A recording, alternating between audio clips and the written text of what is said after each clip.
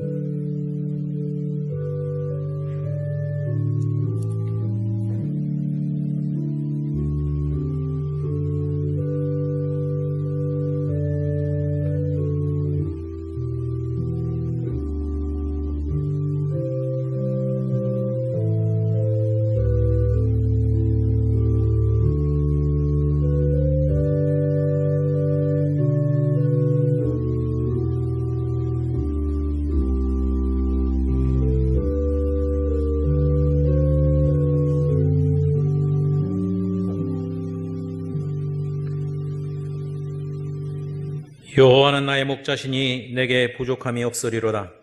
그가 나를 푸른 풀밭에 누이시며 쉴 만한 물가로 인도하시는도다. 내 영혼을 소생시키시고 자기 이름을 위하여 의의 길로 인도하시는도다.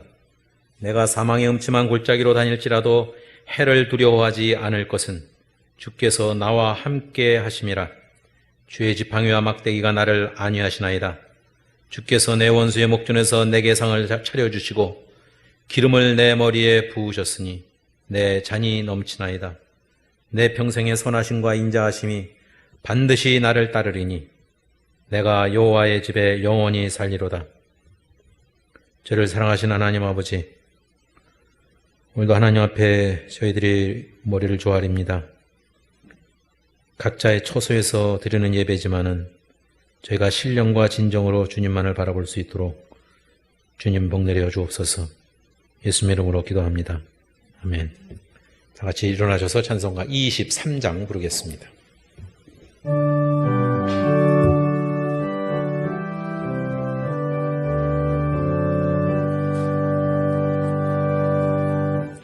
만입이 내게 있으면 그 입 닫아지고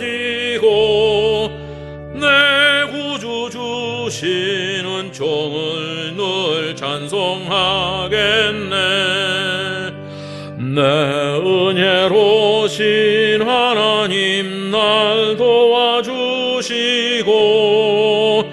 그 크신 영광 널리 펴다 알게 하소서. 내 주의 귀한 이름이 날 위로하시고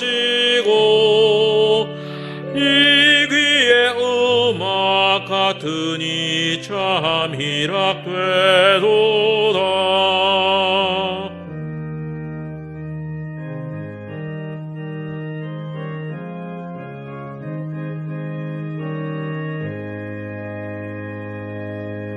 내 죄의 권세 깨뜨려 그 결박 푸시고 이 주한 마음을 비로소 고청케 하셨네.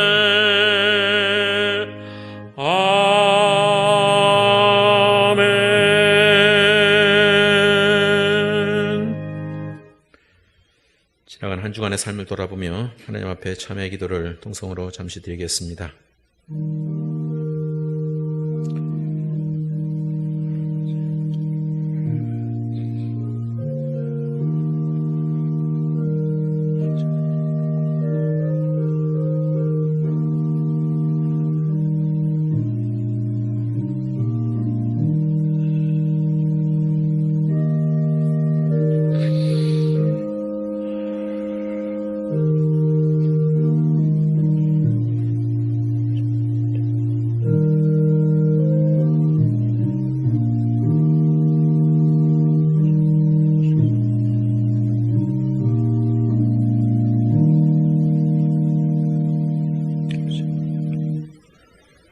저를 사랑하시는 하나님 아버지, 오늘도 저희들이 부끄럽지만 주님 앞에 또 나왔습니다. 지난 삶을 돌아다 보면 저희가 수치가 수치인 줄도 모르고 너무 마음 편하게 살아온 것은 아닌지 이 시간 돌아보게 됩니다. 주님의 피값으로 저희들이 새 구원을 얻었는데 그 피값을 제대로 감당하지 못하는 저희들의 삶을 주님 이 시간에도 용서하여 주시고 하나님 앞에 날마다 재헌신하는 삶이 될 수 있도록 주님 저희들을 붙들어 주시옵기를 원합니다. 세상을 탓하면서 자기의 죄와 허물을 발견하지 못하고 사는 저희들을 긍휼히 여겨 주시옵기를 원합니다. 특별히 이렇게 어렵고 힘든 시간에 하나님과 동행하는 삶, 또 하나님을 더욱더 사랑하는 삶을 살 수 있도록 저희들을 붙들어 주시옵소서. 나태해지지 않도록 하나님 붙들어 주시고 믿음이 뒤처지지 않도록 하나님 저희들을 붙들어 주옵소서. 예수님의 이름으로 기도합니다. 아멘.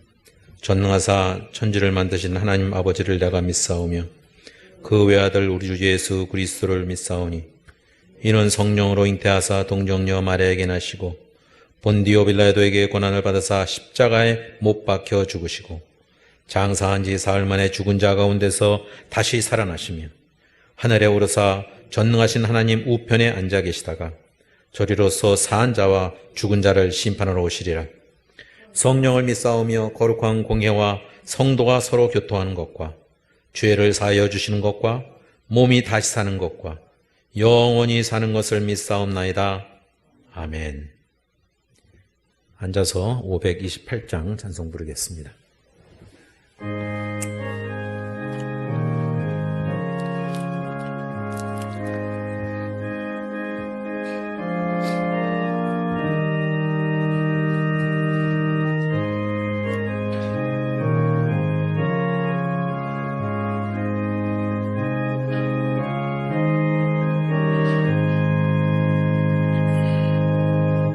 예수가 우리를 부르는 소리 금성 부드러워 문 앞에 나와서 사면을 보며 우리를 기다리네. 오라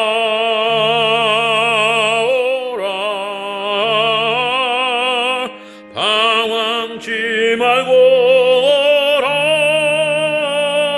오라.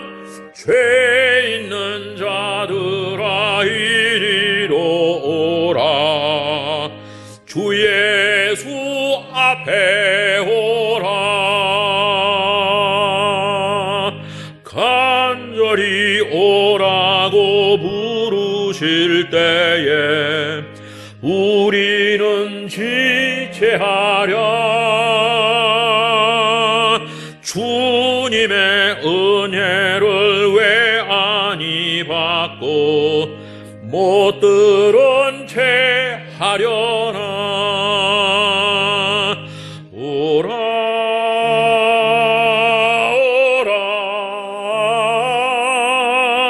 방황치 말고 오라. 죄 있는 자들아 이리로 오라. 주 예수 앞에 오라.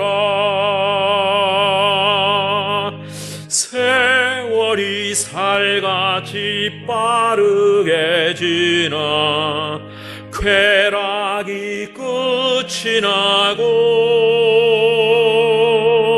사망의 그늘이 너와 내 앞에 둘리며 가리우네. 오라 오라 방황치 말고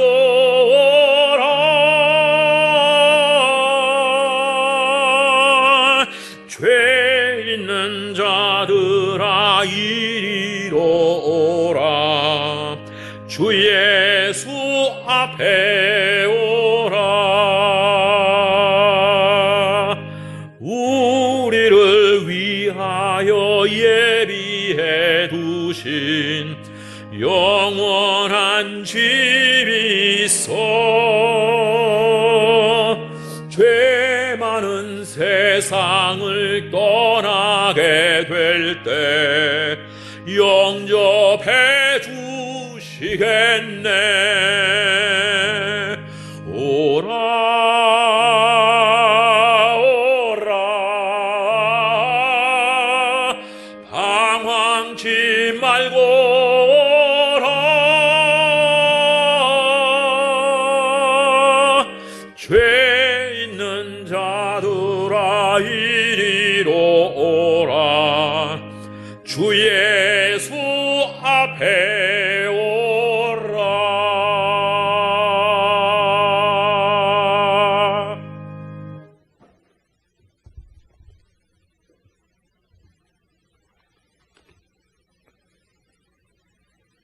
우리를 죄에서 구원하여 주신 하나님 아버지, 부족하고 못난 저희들이지만 지난 한 주간 동안도 저희들을 곁에서 지켜주시고 보호하여 주신 그 은혜에 찬양과 경배를 드립니다. 주님, 지난 한 주간 저희들은 우매하고 어리석어 하나님께서 저희들에게 약속하신 축복과 은혜를 깨닫지 못하고 육신적인 삶에 얽매여 또다시 하나님을 멀리한 삶을 살아왔습니다. 하나님의 말씀대로 살지 못하고 후회하면서 세상의 정욕에 매달려 살아가는 어리석은 저희들입니다. 또한 코로나로 인해 가족과 같이 시간을 많이 보내는 지금 같이 지내는 시간이 길어져 이제까지 자세히 보지 못하고 마음에 들지 못하는 여러 부분들이 눈에 들어올 수 있는 시간들입니다. 지적하는 시간이 아니라 서로에 대해 주님 안에서 조금 더 새로이 이해해 볼 수 있는 소중한 시간들 되게 하옵소서. 주님, 계절이 바뀌어 벌써 올해도 마무리하는 시점이 어느덧 다가오고 있습니다. 올해 초부터 우리는 코로나 바이러스로 인해 우리의 모든 일상에서 큰 변화를 맞이하고 있습니다. 더구나 온라인으로 교회 생활을 하다 보니 알게 모르게 정성을 다한 예배가 되지 못하고 자칫 소홀한 예배를 드릴까 걱정이 되는 상황입니다.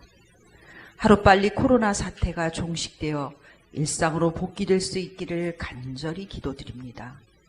주님, 이제 얼마 남아있지 않은 올해의 마지막까지 주님께 충심으로 간구하며 기도하는 힘을 허락하여 주시어 주님께서 올해 우리 모퉁이돌 교회에 맡기신 여러 사명들도 완수할 수 있는 은혜 허락하여 주시옵소서. 주님, 이 나라와 민족을 위해 기도드립니다. 저희는 지금 국내적으로 너무나 혼란스럽고 어지러운 세상 속에 처해 있습니다. 어느 것이 과연 옳은 일이고 정의로운지조차 가늠하기 어려운 상황입니다. 주님, 우리 민족을 불쌍히 여기시어 주님을 두려워하는 민족과 국가가 되게 하옵시고 항상 기도하는 우리 국민들 되게 도와주시옵소서. 주님, 모퉁이돌 성도들을 위해 기도합니다. 지금 박 목사님 어려운 시기 잘 이겨나가게 하옵시고 돌보시는 사모님을 비롯하여 가족들을 지켜주시기를 간절히 바랍니다. 한창희 집사님과 그 가정 또한 지켜주시옵기를 간절히 기도드립니다. 하나님, 위로하여 주옵시고 능치 못한 일이 없으신 손길로 안수하시어 깨끗이 낫게 하여 주시옵고 우리 모퉁이돌 교회를 위해 충성케 할 수 있는 체력과 건강도 허락하여 주시옵소서. 또한 이제 특별히 간구하옵기는 얼마 남지 않은 수능을 준비하는 수험생들이 있습니다. 주여, 담대함을 주시고 총명한 지혜를 허락하여 주시옵소서. 참 좋으신 하나님 아버지, 오늘도 온갖 여러 가지 해결할 수 없는 문제거리들을 주님 앞에 가져와 모두 내려놓습니다. 우리들 주님 마음에 평안을 허락하여 주시옵소서. 주님, 이 시간 말씀을 대언하실 목사님 위해 간절히 기도드립니다. 강건함을 허락하여 주시고 갑절로 영력을 더하시어 말씀에 갈급하여 나온 우리 온 성도들 심령 속에 준비한 그릇대로 생명의 만나를 가득 채워 주시옵소서. 주님, 이 모든 예배의 시종을 주님께 의탁하오며 이 모든 말씀 우리 주 예수 그리스도 이름으로 기도합니다. 아멘.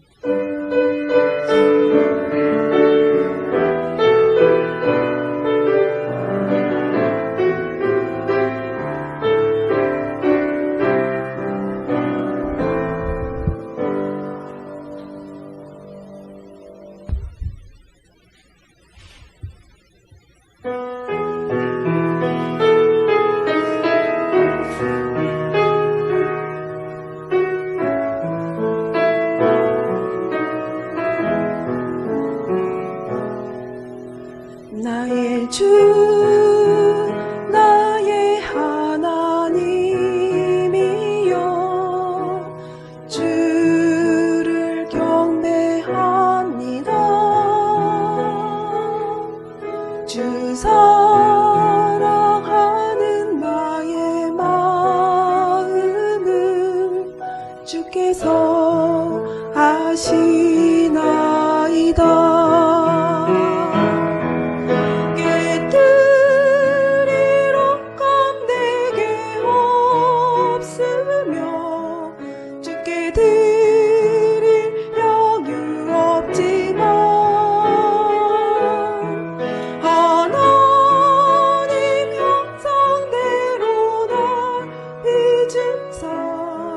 새 영을 내게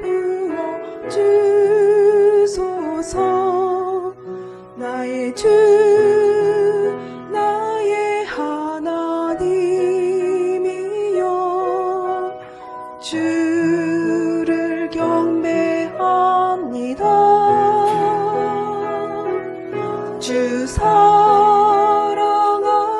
나의 마음을 주께서 아시나이다. 고통 속에 방황하는 내 마음 주께로 갈 수 없지만 저항할 수 없는 은혜로 주님의 길을 걷게 하소서. 나의 주 나의 하나님이여 주를 경배합니다. 주 사랑하는 나의 마음을 주께서 아시나이다.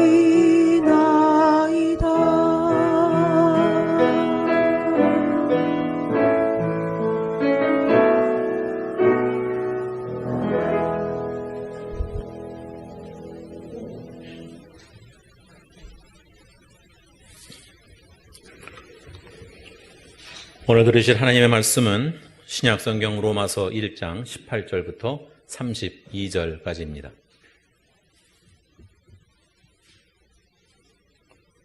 로마서 1장 18절부터 32절까지입니다.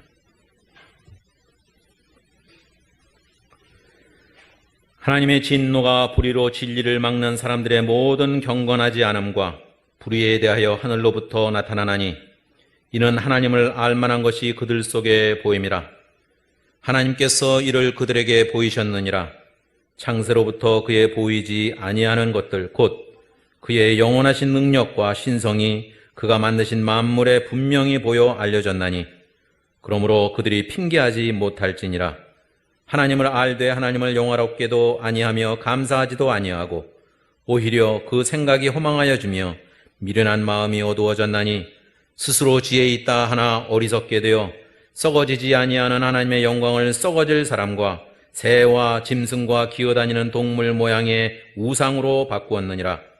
그러므로 하나님께서 그들을 마음의 정욕대로 더러움에 내버려 두사 그들의 몸을 서로 욕되게 하게 하셨으니 이는 그들이 하나님의 진리를 거짓 것으로 바꾸어 피조물을 조물주보다 더 경배하고 섬김이라.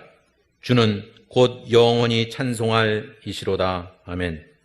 이 때문에 하나님께서 그들을 부끄러운 욕심에 내버려 두셨으니 곧 그들의 여자들도 순리대로 쓸 것을 바꾸어 영리로 쓰며 그와 같이 남자들도 순리대로 여자 쓰기를 버리고 서로 향하여 음욕이 부릴 듯하며 남자가 남자와 더불어 부끄러운 일을 행하여 그들의 그릇 때문에 상당한 보응을 그들 자신이 받았느니라. 또한 그들이 마음에 하나님 두기를 싫어하며 하나님께서 그들을 그 상실한 마음대로 내버려 두사 합당하지 못한 일을 하게 하셨으니 곧 모든 불의, 추악, 탐욕, 악의가 가득한 자요 시기, 살인, 분쟁, 사기, 악독이 가득한 자요 수근수근하는 자요 비방하는 자요 하나님께서 미워하시는 자요 능욕하는 자요 교만한 자요 자랑하는 자요 악을 도모하는 자요 부모를 거역하는 자요 우매한 자요 배약하는 자요 무정한 자요 무자비한 자라. 그들이 이 같은 일을 행하는 자는 사형에 해당한다고 하나님께서 정하심을 알고도 자기들만 행할 뿐 아니라 또한 그런 일을 행하는 자들을 옳다 하느니라. 아멘.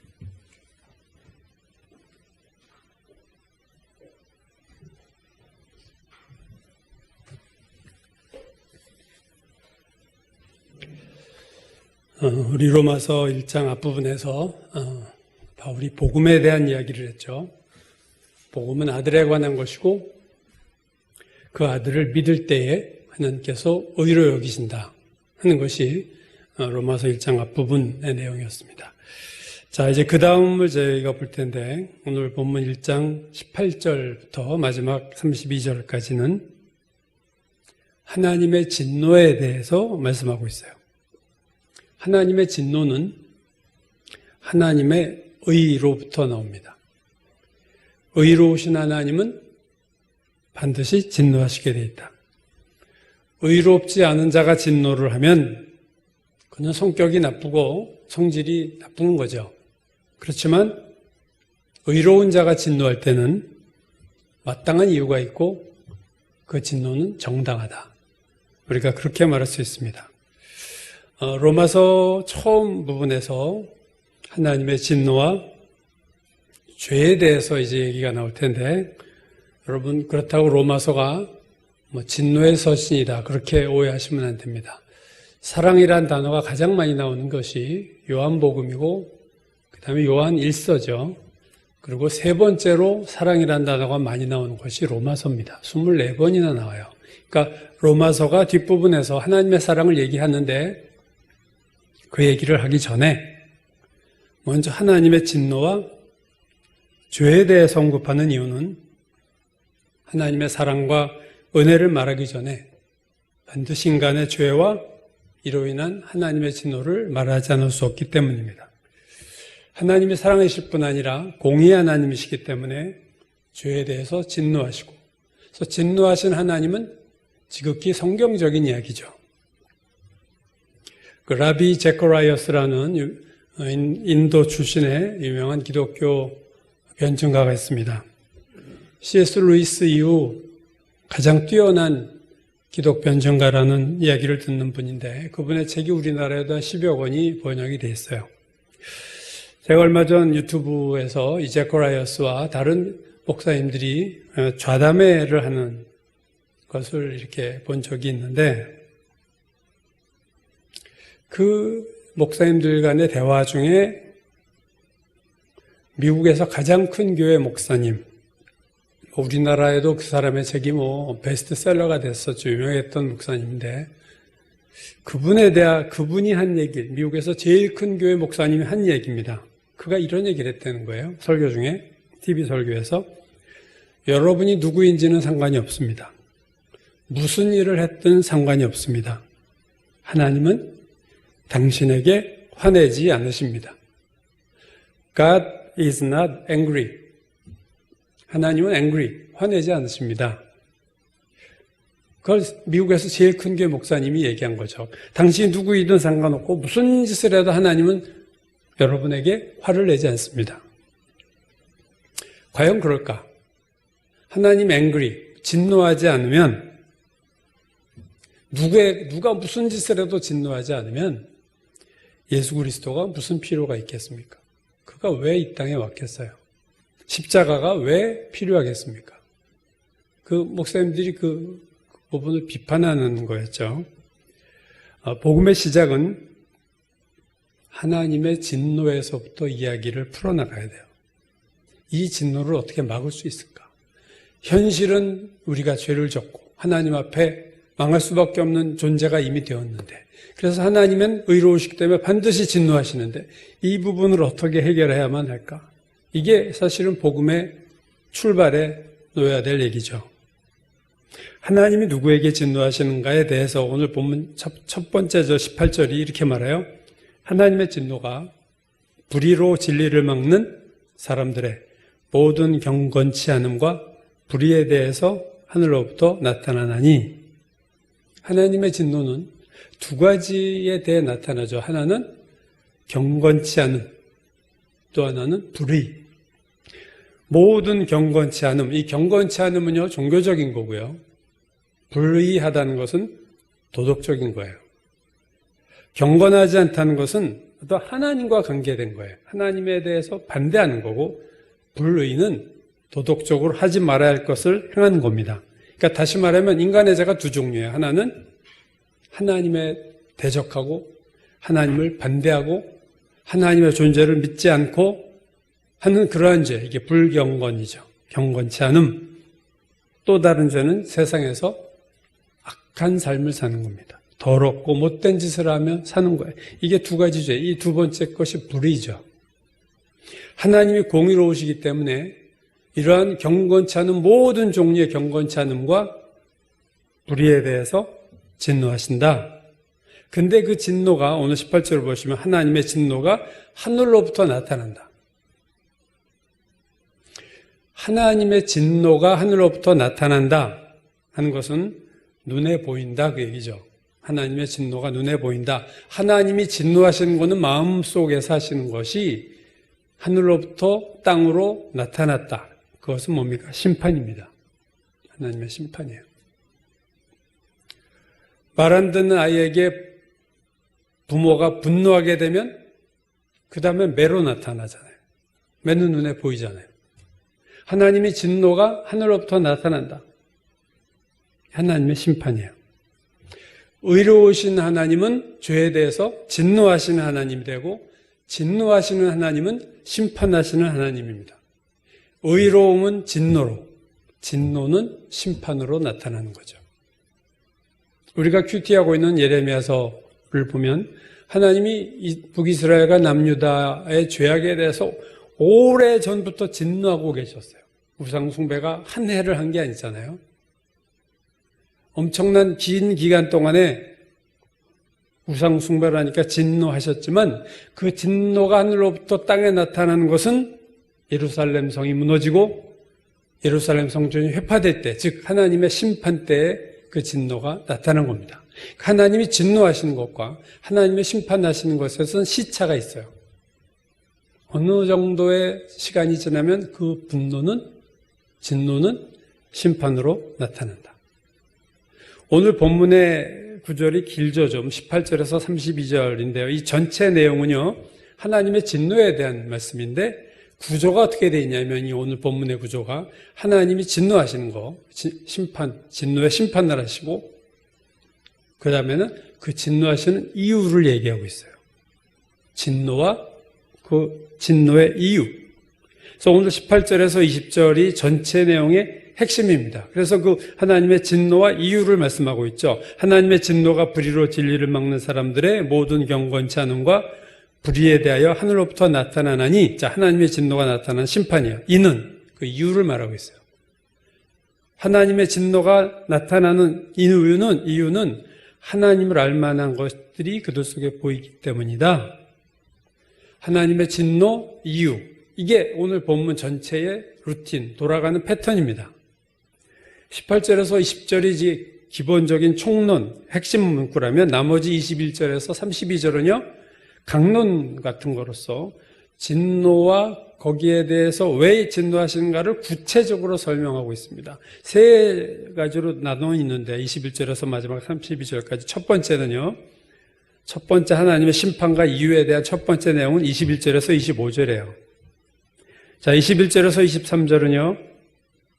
하나님이 심판하시는 이유가 나옵니다. 하나님을 알되 하나님을 영화롭게도 아니하며 쭉쭉 나가서 23절 썩어지지 아니하는 하나님의 영광을 썩어질 사람과 새와 짐승에 기어다니는 동물 모양의 우상으로 바꿨느니라. 이게 그 인간의 죄악의 내용이죠. 그 다음 24절 그러므로 자 이유죠. 위의 것 때문에 이러이러한 죄 때문에 그러므로 하나님이 그들을 마음의 정욕대로 더러우면 내버려 두셨다. 심판 그리고 그 이유에 대한 두 번째 내용은 25절, 26절, 27절이에요. 26절을 보시면요. 이 때문에 하나님께서 그들을 부끄러운 욕심에 내버려뒀다. 이 때문에 바로 앞에 나온 25절 하나님의 진리를 거짓 것으로 바꾸어 피조물을 조물주보다 더 경배하고 섬겼다. 그것 때문에 하나님께서 심판하셨다. 마지막 28절에서 32절까지는요. 세 번째죠. 28절이야 보세요. 또한 그들이 마음에 하나님 득을 싫어하며 그게 이유예요. 그러자 하나님이 그들을 상실한 마음대로 내버려 두사 불의, 추악, 탐욕, 악의 얼마나 죄의 종류가 많이 나와요. 시기, 살인, 분쟁, 사기 등등. 그러니까 오늘 본문이 말하고 싶은 것은 뭐냐면 하나님의 진노가 하늘로부터 나타났는데 그러한 하나님의 심판에는 타당한 이유가 있다. 즉 하나님의 심판이 정당하다. 하나님의 진노가 정당하다. 오늘 본문이 얘기하는 것이 하나님의 진노의 정당성입니다. 그래서 하나님이 진노하시고 심판하시는 이유는 너무나도 공의한 하나님으로서 정당한 행위를 하시는 거다. 근데 이제 우리가 여기서 살펴보려고 하는 건 이거예요. 그렇다면 심판의 내용이 뭐냐? 심판의 내용입니다. 어떤 심판을 하셨는가? 자, 세 번의 경우가 나온다 그래서 첫 번째 심판 24절 그러므로 하나님께서 그들을 마음의 정욕대로 더러움에 내버려 두사 그들의 몸을 서로 욕되게 하셨으니 이건 뭐예요? 극심한 성적 타락입니다. 첫 번째죠. 두 번째 26절 동성애예요. 남자가 남자로 여자가 여자로. 세 번째는 28절 이하로 온갖 종류의 죄악을 저지르는 거예요. 모든 불의, 추악, 탐욕 등등등. 오늘 우리가 이 본문에서 하나님이 진노하시고 죄인들을 심판하셨다 했는데 그 심판의 내용에 대해서 사실은 여러분이 놀라셨나 몰라도 이건 참 놀라운 일이다. 왜냐하면 오늘 세 가지 심판을 얘기하시는데 우리가 생각하는 심판과는 거리가 먼 심판이에요. 객관적으로 볼 때 죄인들이 징계받은 거 없어요. 왜 그렇습니까? 첫 번째 심판 내용 다시 보세요. 24절 그들을 마음의 정욕대로 더러움에 내버려 두사 그들의 몸을 서로 욕되게 하셨으니 여러분 이게 심판입니까? 하고 싶은 대로 살고 있잖아요. 지금. 자기의 몸을 욕되게 하고 있어요. 서로. 아주 그냥 지극히 더러운 삶을 사고 있어요. 이게 심판이라는 거예요. 두 번째 심판 그들의 여자들도 순리대로 쓸 것을 받고 영리를 쓰며 그와 같이 남자들도 순리대로 여자 쓰기를 버리고 서로 향하여 운명이 부릴 듯하며 남자가 남자와 더불어 부끄러운 일을 행하여 그들의 그릇 때문에 상당한 보응을 그들 자신이 받았느니라. 동성애를 하는 것이 심판이라는 거예요. 그들이 좋아서 하는데 이게 왜 심판이 될까? 세 번째 심판 그들이 마음에 하나님 두기를 싫어하며 그것 때문에 하나님이 그들을 상실한 마음대로 내버려 두사 합당하지 못한 일을 하게 하셨으니 곧 모든 불의와 추악과 비방하고 교만하고 자랑하고 부모를 거역하고 무정하고 무자비하고 여러분 이렇게 사는 게 심판입니까? 이런 일을 하면서 내가 지금 심판받고 있어라고 생각하는 사람이 하나라도 있을까? 자기들이 마음대로 살면서 나 심판받고 있어? 그렇게 생각하는 사람 보신 적 있나요? 주변에서? 제가 대학부 다닐 때 제가 다니던 교회에 대학부 지도교사로서 그 당시 감신대 구약학 교수였던 민영진 교수님이 저희 대학부를 지도해 주셨습니다. 그러니까 목요일마다 대학부 모임 있을 때 목사님이 우리를 케어한 게 아니라 그 교수님이 매번 성경에 대해서 창세기부터 뭐 이렇게 얘기하셨어요. 구약학 교수. 히브리 대학에서 박사학위를 받으셨고 감신 오신 지 한 4, 5년 지났을 때니까 아주 갓 젊은 목사님일 때 지금도 살아계시고 있죠. 그때 이제 그 민영진 교수님이 저희 대학부의 지도교사를 해주셨어요. 대한성서공회 총무를 했고 표준 세번역 성경을 이분이 번역했고요. 주도해서 개혁 개정도 이분이 개혁 개정에도 참여했고 지금은 대한기독교서회에서 만드는 기독교 성경 주석을 지금 세 권째인가 네 권째 쓰고 계세요. 여전히. 연세가 많으신데도 아주 지금 정정하고 아주 환하게 웃는 얼굴이 그분의 일품인데 기억이 납니다. 그때 대학부 그분이 이제 성경 이야기를 하면 이제 우리가 질문도 하고 토론됐을 때 한 대학생 친구가 이렇게 질문했어요. 민 교수님한테.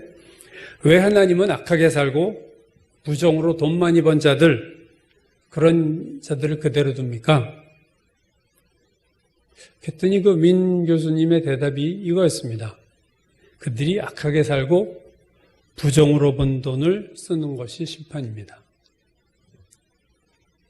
그래서 그때는 제가 교수님 말장난하네 그렇게 생각했어요. 무슨 소리야. 그래서 지들 좋다고 저러고 살고 있는데 그때가 박정희 정권 후반부였거든요. 그러니까 이제 막 민주화 가장 아주 그때 뜨거웠던 시절이라 대학생들도 아주 그 부분이 민감했을 때인데 그게 심판이라는 거예요. 그들이 지하고 싶은 대로 사는 게 심판이라는 거예요. 이게 어떻게 심판이 될까? 제가 그때 이제 그 생각을 했던 기억이 지금은 납니다. 이 본문을 보면서. 오늘 하나님이 심판하시는 세 가지 심판에 있어서 매우 중요한 키워드가 하나 나옵니다. 그것은 뭐냐면요. 내버려 두다라는 단어예요. 내버려 두다. 세 개의 심판에 똑같이 이 부분이 나오죠. 인간의 죄에 대한 하나님의 심판이 뭐냐? 내버려 두는 거예요. 24절. 그러므로 그들의 마음의 정욕대로 더러움에 내버려 두사.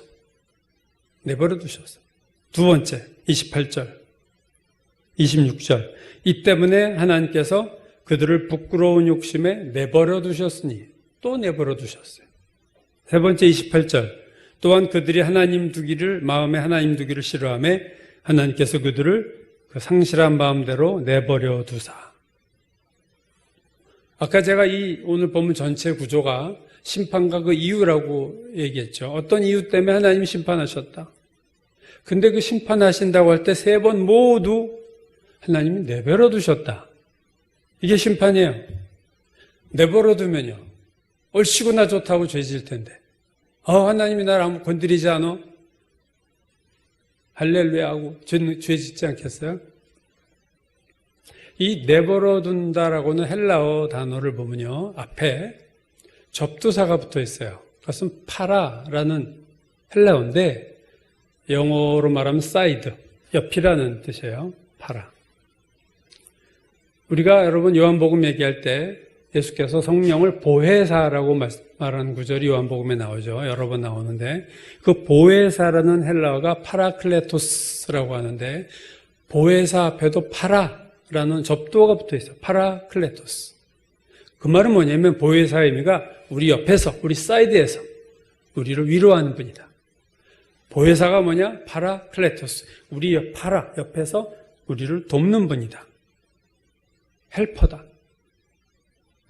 그게 보혜사거든요. 그러니까 오늘 본문에도 내버려 둔다라는 이 단어, 디도미라는 단어인데 앞에 파라가 붙어 있다는 것은요. 옆에 있는 자의 손에 넘겨준다는 얘기예요. 옆에 있는 자의 손에 넘겨준다. 옆에 있는 자가 마음대로 할 수 있도록 내어준다. 디도미는 give예요. 영어에서 give. 이렇게 주는 건데 옆에 있는 자에게 준다. 그럼 여러분 하나님 옆에 있는 자가 누굴까요? 이게 사탄입니다. 여러분. 사탄. 하나님께서 내버려 두셨다는 얘기는 옆에 있는 자에게 넘겨주신 거예요. 누구를? 죄인들을.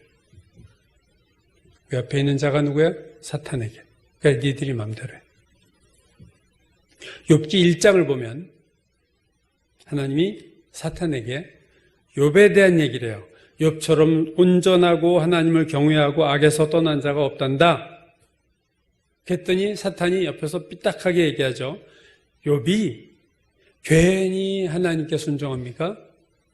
다 하나님이 축복하셔서 그렇지, 만약에 하나님 당신이 그의 소유를 치시면 욥이 하나님을 향해서 욕을 할 겁니다. 그때 하나님이 사탄에게 이렇게 말씀하셨어요. 욥기 1장 12절, 내가 그의 소유물을 다 내 손에 맡기노라. 다만 그의 몸에는 손을 대지 마라. 자, 몸에는 손을 대지 마, 너. 근데 소유물에 대해서는 네 손에 맡길게. 이게 하나님이 하신 말씀이에요. 이 말씀이 떨어지자마자 사탄이 욥의 소유물들을 치기 시작하죠. 자녀들 다 죽이고 재산 다 패해버리고. 즉 하나님이 욥의 소유물에 대해서는 내버려 두신 거예요. 넘기신 거예요, 사탄에게. 물론 죄로 인한 것, 오늘 본문과는 다른 얘기지만 넘기신 건 맞죠. 오늘 본문 로마서에서 하나님의 심판은 내버려 두신 거예요. 하나님께서 손을 놓으셨다는 거예요. 그 말은 사탄의 손에 넘기셨다. 그 말과 같은 얘기입니다. 6.25 전쟁이 일어나는 해에 1950년 1월 12일에, 즉 6.25 전쟁 5달 전에 미국의 국무장관 딘 애치슨이 극동지방에 방어선을 걷어요. 그 방어선에 여기까지는 우리가 지킨다라고 하는 선에 대한민국이 제외된 거예요. 소위 말하는 애치슨 라인이라고 부르는데, 그 애치슨 라인에 대한민국이 빠진 거예요. 대만하고 둘이 빠졌습니다. 그 다음에 무슨 일이 났나요? 그것을 애치슨 라인의 발표를 일어난 5달 만에 북한의 김일성이 중공과 소련의 힘을 받아서 대한민국을 쳐들어온 거예요. 애치슨 라인은 뭡니까? 미국이 대한민국을 내버려 둔 거예요. 내버려 두면 어떻게 돼요? 공산주의가 먹겠다고 건드리는 거죠. 니들 여기 선 밖에 있어. 니들이 방어 안 한다고 했지. 오늘 본문에서 하나님의 심판은요, 내버려 두시는 거예요. 내버려 두시면 어떻게 돼요? 극심한 타락이에요.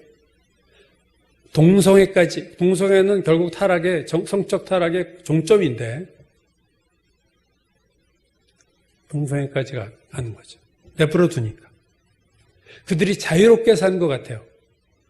내가 살고 싶은 대로 살아. 하지만 사실은 사탄의 손아귀에 있는 겁니다. 사탄이 끌고 다니는 거예요. 사탄의 종로로 타는 거예요. 베드로후서 2장 19절에 보면 거짓 선생들 얘기할 때 베드로가 육체를 따라 더러운 정욕 가운데 행하며 하나님을 멸시하는 자들을 얘기할 때 이런 말을 써요. 그들에게 자유를 준다 하여도 자신들은 멸망의 종들이니 누구든지 진 자는 이긴 자의 종이 됨이라.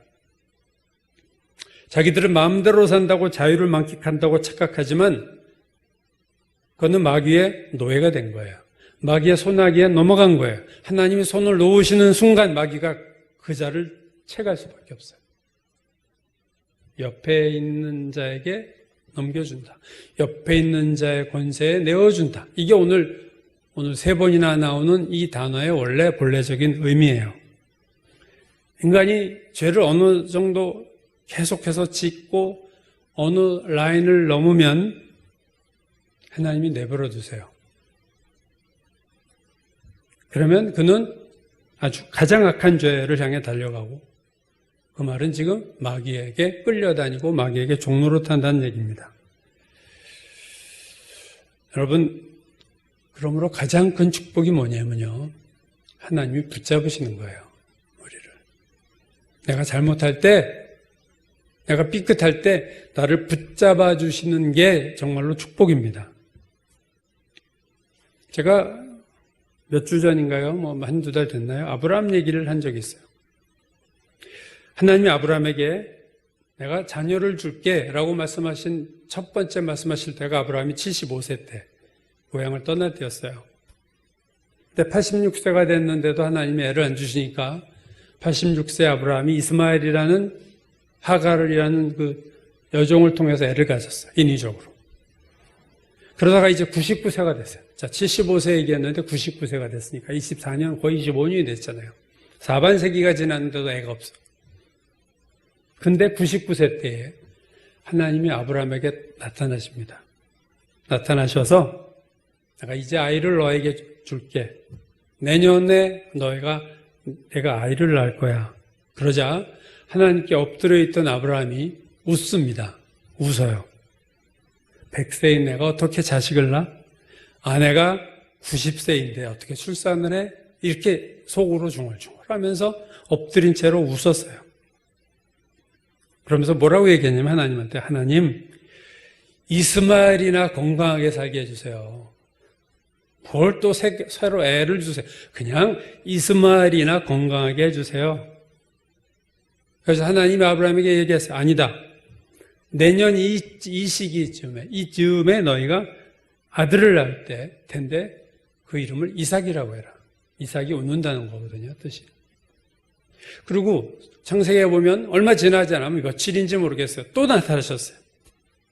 그래서 두 번째 아브라함에게 내년에 내 아내가 아들을 낳을 거야. 이번에는 장막 밖에서 사라가 이 소리를 들었습니다. 그리고 속으로 웃었어요. 남편은 다 늙어 빠졌고 내가 생리가 끊어진 지가 언젠데 무슨 애는 무슨 애야. 그러자 하나님이 아브라함에게 이렇게 말씀하세요. 네 아내가 왜 웃느냐? 저 안 웃었어요, 사라가? 아니야, 나 웃었어. 그러면서 이렇게 말씀하셨습니다. 여호와께서 능하지 못한 일이 있겠느냐? 여호와께 능치 못한 일이 있겠느냐? 기한이 이를 때 내가 내게로 돌아오리니 사라에게 아들이 있으리라. 그리고 떠나셨어요. 자, 여러분 아브라함도 웃었고 사라도 웃었어요. 왜 웃었어요? 못 믿으니까. 너무 황당한 얘기를 하시니까. 이미 옛날 75세 때야 젊었지. 훨씬 젊은 거죠. 99세인데 내년에 100세인데 그래서 믿지 않은 거예요. 근데 히브리서 11장에 믿음의 장에서 사라에 대해서 이렇게 말합니다. 믿음으로 사라 자신도 나이가 많아 단산하였으나 잉태할 수 있는 힘을 얻었으니 이는 약속하신 이를 미쁘신 줄 알았습니다. 자, 창세기에서는 분명히 믿음이 없었는데 히브리서에서 사라는 믿음의 여인입니다. 이게 무슨 얘기인가? 여러분, 하나님께서 아브라함과 사라에게 아주 짧은 기간에 두 번 나타나셔서 아들을 낳을 거야 했을 때 처음에는 이 부부가 다 웃었어요. 믿지 않는 거죠. 그러나 하나님께서 마지막 하신 말이 뭐예요? 여호와께서 능치 못한 일이 있겠느냐? 기한이 이를 때 사라에게 아들이 있으리라 하고 떠나셨어요. 성경에 거기만 나오죠. 그때 아브라함과 사라의 생각이 어떻게 바뀌었는가에 대해서는 얘기하지 않습니다. 아마 두 번 나타나셔서 내년에 아들을 낳을 거야 하고 떠나신 이 말씀하고 떠나셨을 때 그들은 믿음이 다시 리바이벌 된 거죠. 믿음이 다시 생겨난 거예요.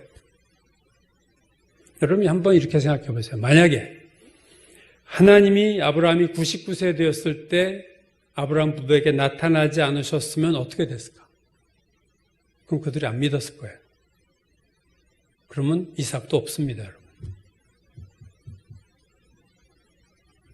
99세 된 아브라함 부부에게 하나님이 나타나지 않으셨다면 불신하고 있었던 그들 부부가 그래서 웃었는데 그대로 믿음 없이 살고 100세가 그냥 믿음 없이 100세가 됐으면요 이상 못 태어났어요. 그 말은 뭐냐면요 하나님이 만약에 아브라함 부부를 내버려 두셨다면 아기는 없습니다. 그러나 하나님이 아브라함을 붙드신 거예요, 여러분. 나타나셨다는 것은 이들의 사그러진 믿음, 소멸된 믿음을 다시 배터리 충전하듯이 믿음을 불어넣어 주시고 떠나셔서 이삭을 낳을 만한 믿음을 주시고 떠나신 거예요. 하나님이 아브라함 부부를 내버려 두지 않으시고 붙잡으셨기 때문에 오늘 약속의 아들 이삭이 탄생하고 아브라함이 믿음의 조상이 된 겁니다. 아브라함의 믿음은 하나님의 붙잡으심의 결과예요, 사실. 여러분, 하나님은 의로우신 분이고 그래서 죄에 대해서 반드시 분노하시고 심판하시는 분이에요. 그런데 그 심판의 내용이 뭐냐면은 벼락을 내려치는 것이 아니라 내버려 두는 거예요. 물론 요한계시록에서 보듯이 마지막 주님이 재림하실 때는요, 벼락이 문제가 아니에요. 무서운 심판을 하시고 불못에다 던지실 거예요. 그러나 이 세상에서 사는 동안 마지막 심판 전에 가라지와 알곡이 섞여 있을 때 그냥 내버려 두셨잖아요, 예수님의 비유에서. 우리가 사는 이 세상에서는요, 벼락치는 심판이 물론 있을 수도 있지만 내버려 두는 심판이 많다는 거예요. 그래서 본인들은 심판받는 줄 몰라요. 오늘날 죄악 가운데 사는 수많은 사람들이 지금 심판받고 있다는 것을 알고 있을까? 내가 말씀대로 살지 않고 내 마음대로 사는데도 아무런 징계가 없고 하나님 침묵하고 계셔. 이거 웬 횡재야 이거. 하나님이 그대로 두시네. 더 해봐. 이게 참 어리석은 거예요. 하나님이 내버려 두시는 거, 그게 자체가 심판입니다. 내가 막 사는데도 잘 나가고 있다면 잘 나가는 게 아니라 하나님이 손을 놓으셨을지도 몰라요. 하나님이 손을 놓으시자마자 죄인은 자유낙하합니다, 여러분. 죄악의 구덩이로 자유낙하하게 되어 있어요. 하나님이 손을 잡은 걸 놓으시면, 내버려 두시면, 하나님이 손을 놓는 순간 마귀가 잡는 거죠. 우는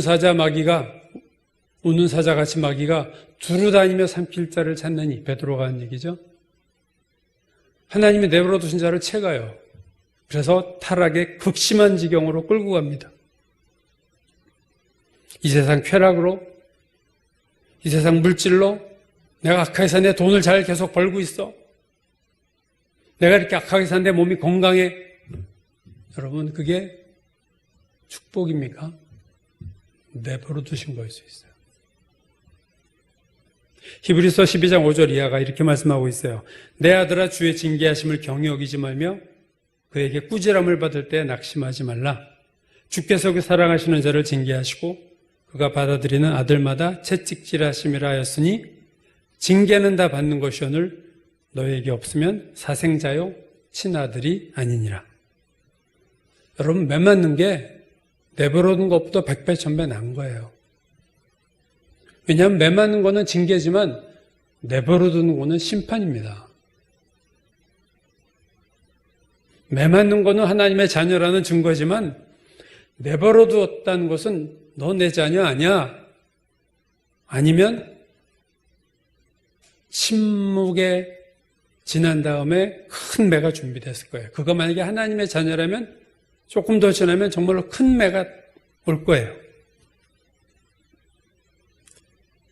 우리가 죄된 삶을 살 때 하나님 우리를 이렇게 건드리는 것, 매를 대시고 그대로 두지 않는 것, 이게 축복입니다. 다윗이 시편 37편 24절에서 그는 넘어지나 아주 엎드러지지 아니함은 여호와께서 그의 손으로 붙드심이로다. 넘어지지만 아주 엎드러지지 않는 것은 여호와가 그의 손으로 붙들어 주십니다. 우리가 실족을 하지만 완전히 망하지 않아요. 왜요? 하나님 붙잡아 주시니까. 시편 94편 저자도 여호와여 나의 발이 미끄러진다고 말할 때에 주의 인자하심이 나를 붙드셔 싸우며, 이 붙드심의 축복, 죄악 가운데 내버려 두심이 심판입니다. 내버려 둬서 눈에 보이는 심판이 없어도 마지막 날에 이 땅에서 내 마음대로 살고 죄짓고 산 삶에 대해서 분명히 마지막 심판이 있기 때문에 내버려 두시는 것이 두려운 거죠. 하나님께서 징계하시는 자가 복이 있고 하나님께서 붙드시는 자가 복이 있습니다. 오늘 하나님은 죄에 대해서 진노하시는 하나님이고, 그러므로 우리가 하나님의 진노하심을 유발하지 않도록 정말 죄를 멀리해야 되겠고, 또 죄 가운데 살다가 하나님이 나를 징계하실 때 원망하고 낙심할 것이 아니라 감사하고 하나님 나를 붙잡아 주니 감사합니다. 깨닫게 하시니 감사합니다. 그렇게 하나님 앞에 오히려 더 나아가는 저희가 되어야 될 줄로 믿습니다. 기도하겠습니다. 고마우신 하나님, 우리를 자녀 삼으심을 감사합니다. 때로 하나님의 매를 맞을 때도 있고 야단을 맞을 때도 있지만, 그래도 하나님 우리 일곱을 두족을 살피시고 우리가 흔들릴 때 붙잡아 주시는 주님의 손길 감사합니다. 하나님의 진노를 유발하지 않는 자녀가 되게 도와주시고, 하나님께 칭찬을 받고 하나님을 기쁘시게 하는 주의 자녀 되게 인도하여 주옵소서. 예수님의 이름 받들어 기도드렸습니다. 아멘.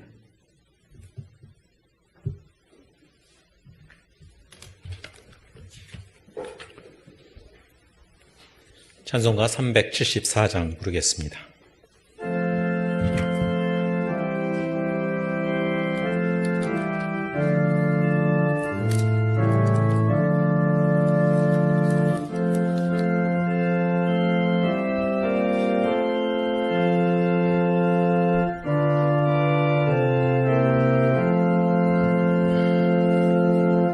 나의 믿음 약할 때 주가 붙드네.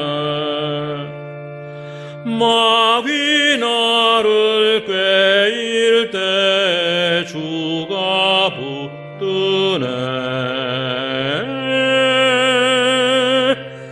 나를 붙드네. 나를 붙드네. 사랑하는 나의 주, 나를 붙드네. 우리 구주 아니면 서지 못하네. 나의 사랑 식을 때 주가 붙드네. 나를 붙드네.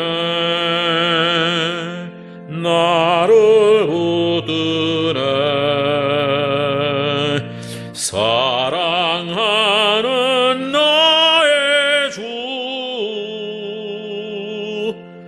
나를 붙드네. 나를 비보시고 항상 붙드네. 구원 얻은 사람을 항상 붙드네.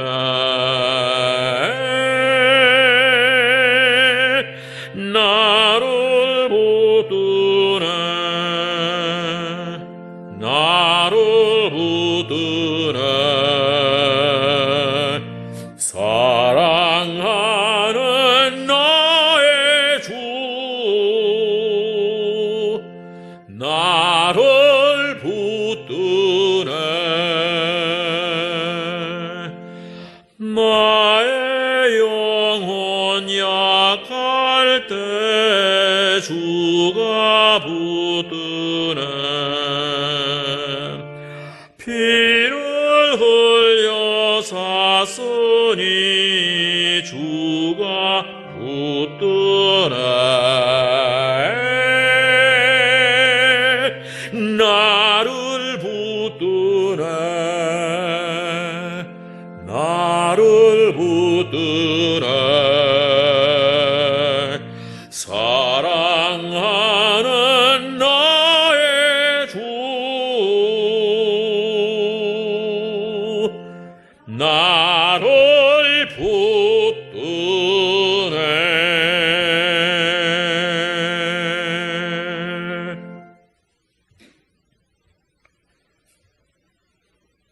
저희를 사랑하신 하나님, 오늘도 말씀하여 주시고 또 저에게 찬송을 부를 수 있도록 저희들을 자녀 삼아 주신 것 감사드립니다.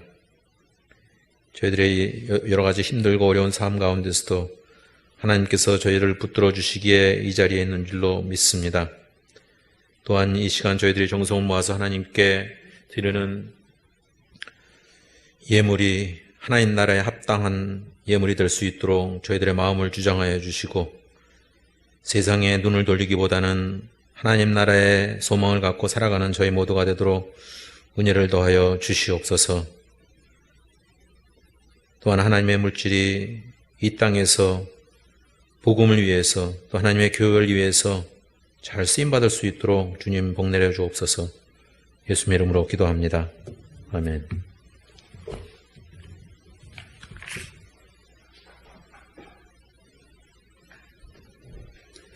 교회 소식 몇 가지 전하겠습니다. 11월 셋째 주일날 이렇게 추수감사주일 미리 말씀을 드리고요. 기도 인도를 맡으신 분은 토요일날 오후 2시까지 교회로 오시면 됩니다. 오시기 어려울 때는 미리 연락을 주시기 바라고요. 박 목사님, 하여튼 무릎 관절이 한쪽이 문제인데 이게 노화됐다고 얘기를 이제 의사들은 하고 있는데 아마 자꾸 못 걸으시니까 근육이 더 약해져서 뼈에도 무리가 가고 이렇게 악순환이 된 것 같아요. 그래서 12월 7일 날 이사를 하시는데 그 전까지가 아마 힘들 것 같아요. 12월 7일 날 이사하면 이제 아드님 댁과 합치기 때문에 아침 저녁으로 아들이 다 케어할 수 있고 지금은 남자 요양사 구하기가 어렵고 해서 아마 이렇게 거동하시는 게 사모님이 많이 힘이 되실 겁니다. 위에서 기도해 주시기 바라겠습니다. 나라를 위한 기도, 코로나, 또 유정자들을 위해서 탄자니아 한국고등학교 기도해 주시고 김좌정 원사님 그리고 세 자녀 가정 또 정민이 위해서 기도해 주시고 목사님과 한창희 집사님 그리고 수험생들을 위해서 우리 장관 동성으로 기도하겠습니다. 아버지 주여 도와주시고 인도해 주셔서 결국된 저희들의 삶이 되게 하시고 하나님이 나라와 하나님이 세계 이 어려운 시기 하나님 더 우리가 기도하고 주여 주님 원하시는 삶을 살게 하옵소서. 주여 정의에 서게 하시고 아버지 바르게 하나님 서기를 기도하고 하나님 하지 않고 주여 두 분의 사역과 건강과 삶을 지키시고 주의 귀한 당신 아이들을 도우시고 주의 교회를 도우시고 우리 윤사님 주여 하나님 세계자님 하나님 들어주시고 아버지 역사해 주시고 한 집사님께서 얼름도록 주께서 축복하시고 혜린이 재영 영수 현정우들을 도우시고 가정을 도우시고 구원의 역사 믿음의 역사 도와주시기를 기도하고 주여 나오니 하나님 함께 하시고 역사해 주시옵소서.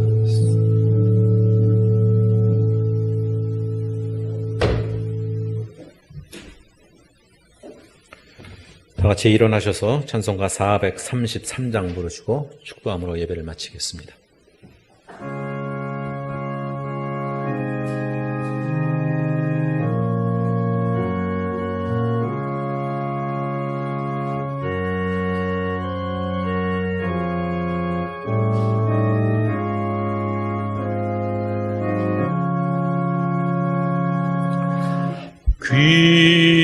귀하신 주여 날 붙드사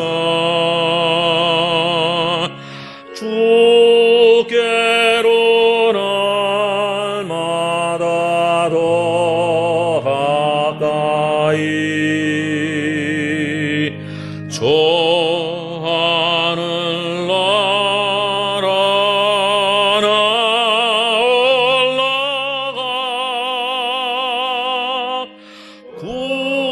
구주의 품 안에 눈 안기어 영생의 복 받기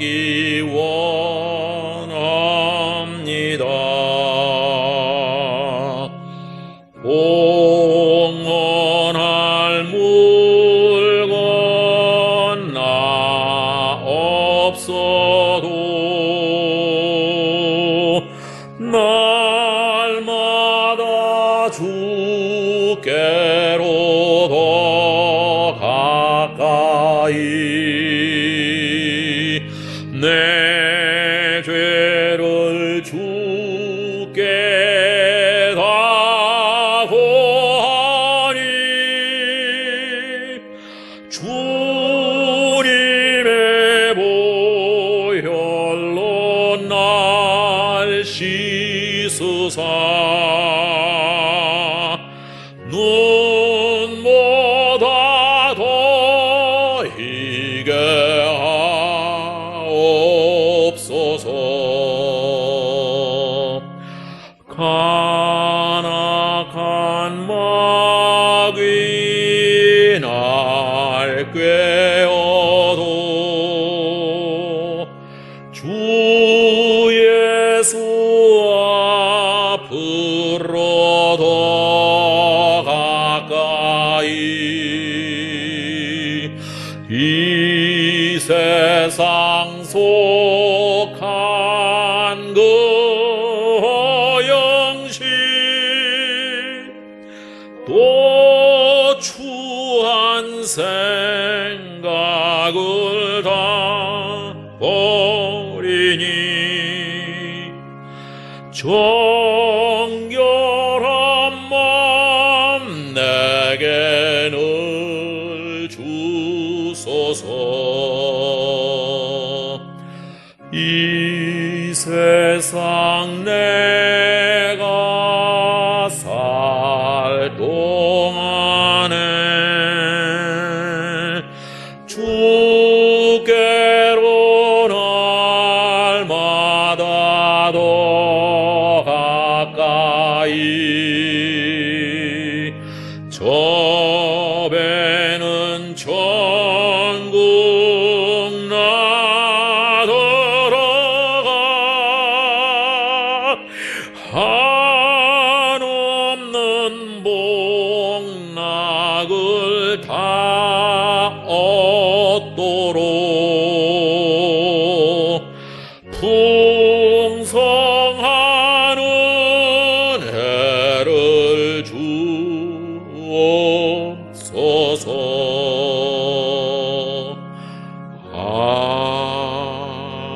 아멘.